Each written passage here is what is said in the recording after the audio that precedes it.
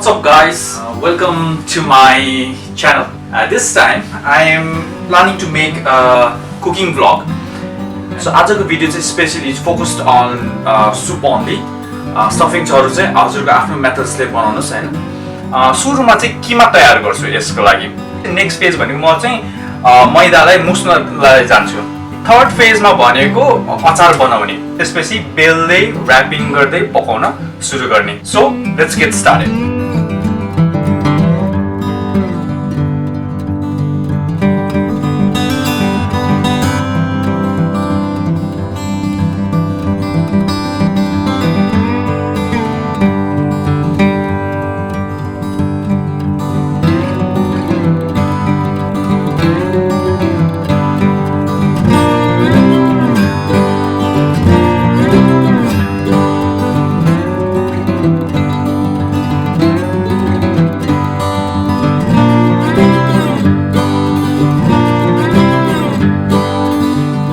हेर्नुस् त किमा तपाईको यस्तो भयो.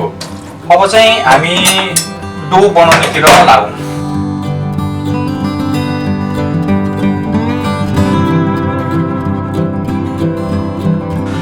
So guys, finally डो हामीले मुछेर ठीक पारिसके.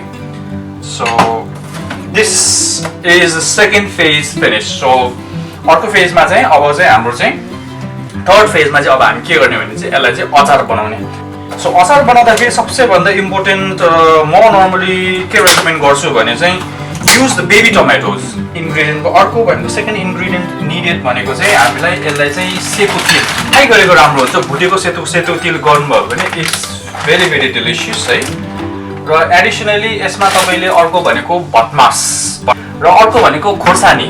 नर्मली म चाहिँ ड्राई चिलिज युज गर्छु हैन. That's it. So let's start preparing the soup. Pan. हल्का प्यान तातो भइसकेपछि हैन भेजिटेबल ओइल हल्का यो सुरुमा चाहिँ गार्लिकलाई फ्राई गर्नुस्. र खोर्सानी हाल्नुस्. प्याजलाई हल्का हालेर पुर्याउनुस्. बेबी टमाटरहरु हाल्यो हुन्छ. कलरिङको लागि नुन हाल्यो भने यसलाई मजाले फ्राई गर्नु. मजाले फुटेको सेतो तिल त्यो पनि हालेर हेर्नुस् एकछिन रेस्ट गरौँ चिसोमा. ओके गाइस, अघि फ्राई गरेको ग्राइन्डरमा हाल्नुस्. ग्राइन्डरमा हालिसकेपछि यसलाई मजाले ग्राइन्ड गर्ने है त. तपाईले हेर्न सक्नुहुन्छ धेरै मसिनो भएको छ. यसै मसिनो गरेर पेस्ट बनाएर यो राख्ने. सुप बनाउने हामीले प्लानिङ गरेको 80% चाहिँ इट्स कम्प्लिटेड है. अब बाँकीको 20% चाहिँ let's head into next step.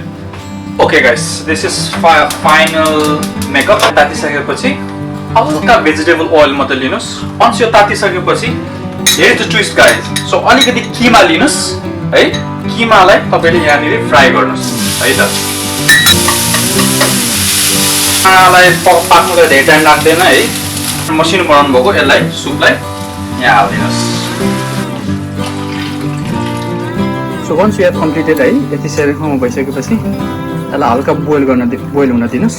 मेरो आफ्नो पर्सनल ट्विस्ट के हो भने चाहिँ यो पाकिसकेपछि फाइनली सानो एउटा पिस बटर यसमा हालिदिनु भयो भने त्यो बटरको स्वाद यस्तो सही भएर आउँछ. You can imagine.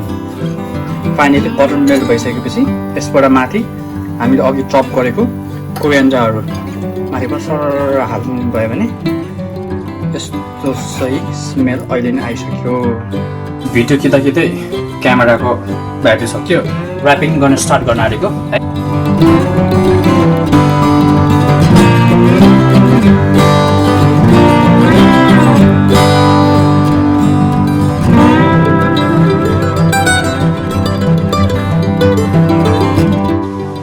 Okay done. ल गाइस, पानी उम्लिएछ. टिम गर्दियौँ. अलमोस्ट लाइक 15 मिनट जति लाग्छ होला पाक्नलाई है. Final momo. Yes, now it is okay. So finally done guys. So I'm gonna serve है सुरुमा सुप हालौँ मोमो हालौँ है त अब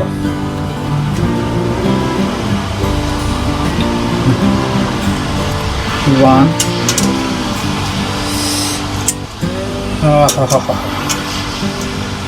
Finally, our jhol momo is done. So this is it. This is how I make jhol of to eat jhol momo. Just give it a try. If you have any questions, then comment down below. If you really like this video, please share among your friends and family. Just like गरिदिनु होला. Thank you very much. See you until next vlog.